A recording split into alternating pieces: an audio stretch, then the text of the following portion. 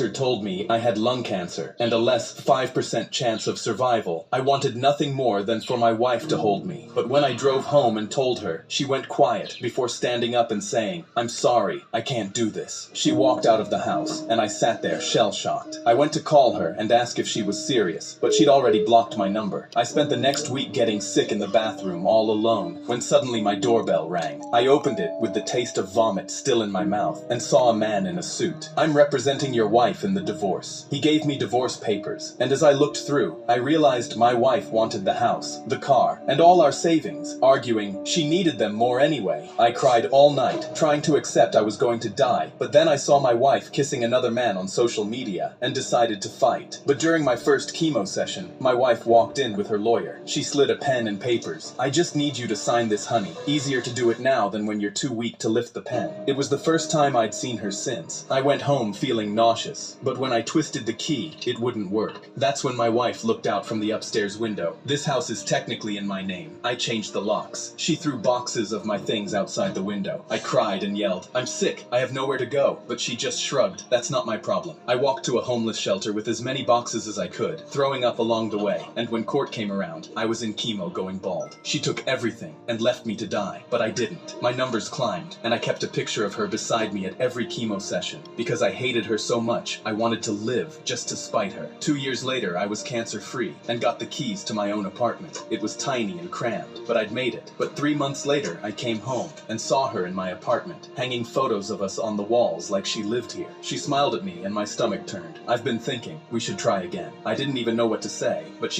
me and my